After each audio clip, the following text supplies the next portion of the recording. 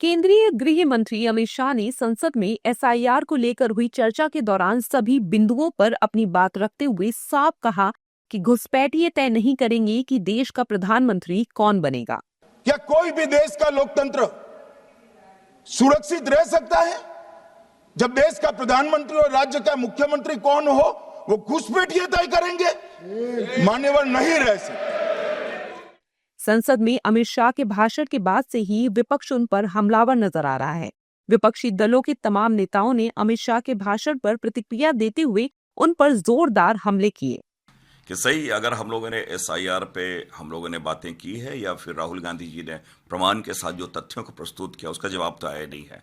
इन्होंने कहा घुसपैठिए तय नहीं करेंगे। हम भी ये मानते हैं कि भारत के नागरिक ही तय करेंगे, लेकिन ये बता जिस घुसपैठिए का नैरेटिव इन्होंने सेट किया है, घुसपैठिए की बातें कही, कल अमित शाह जी गृह मंत्री जी हैं, भले अगर वो कह रहे हैं घुसपैठिए हैं तो सबसे पहले तो वो अपनी कमजोरी बताए संसद में कि मैं इस योग्य नहीं हूं, मैं गृह मंत्रालय में मैं इतना सक्षम नहीं हूं कि लोग घुसपैठिया रहे। दूसरी बात, बिहार का चुनाव हुआ है, वो सीमांचल एरिया में केवल बता दें कि कितने घुसपैठिए आए, डेटा बता दें ना, जिलावार डेटा बता दें, डिटेंशन सेंटर कहां बनाए हैं, कितने लोगों पे एफआईआर हुए हैं, कितने लोग डिपोर्ट हुए हैं, इसके बारे में मौन हो जाते हैं। तो ये नैरेटिव और देश को दिग्भ्रमित करने का उनका एक प्रयास कर रहा है।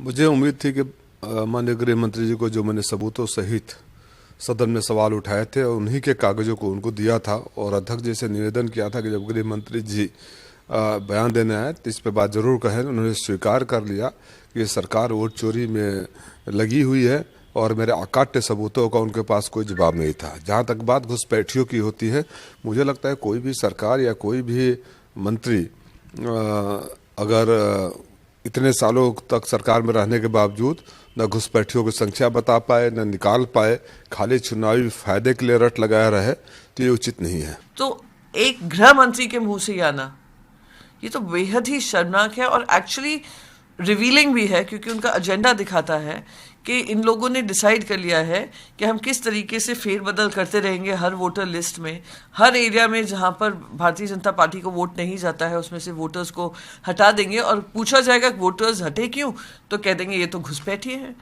तो उनका एजेंडा स्पष्ट होता चला जा रहा है कि जो विपक्ष के साथ खड़ा रहेगा उसको देशद्रोही करार करके उनका वोटिंग का अधिकार भी उनसे छीन लिया जाएगा। अमित शाह के संसद में दिए गए बयान की पीएम मोदी समेत बीजेपी नेताओं ने जमकर तारीफ भी की है। गृह मंत्री श्री अमित शाह जी का बेहतरीन भाषण, ठोस तथ्यों के साथ उन्होंने हमारे निर्वाचन प्रक्रिया के विभिन्न पहलुओं, हमारी लोकतंत्र की मजबूती को रेखांकित किया है, साथ ही विपक्ष के झूठ का पर्दाफाश भी किया है। एक झूठ का नैरेटिव जो कांग्रेस चला रही थी, अमित शाह जी ने इतिहास के तथ्यों को सामने रख करके उस सारे झूठ के नैरेटिव को तार तार कर दिया और जो साजिश रच रहे थे कांग्रेस और विपक्षी दल, वो कल सदन में पूरी तरीके से बेनकाब हो गए। संसद में विपक्ष की मांग पर हुई एसआईआर पर चर्चा के दौरान अमित शाह के दिए गए बयान से सियासी पारा चढ़ गया है। पक्ष और विपक्ष इस मुद्दे पर आमने सामने दिखाई दे रहे हैं। ऐसे में ये आने वाला समय ही तय करेगा कि एसआईआर किसके लिए फायदेमंद रहा तो किसके लिए नुकसानदेह है।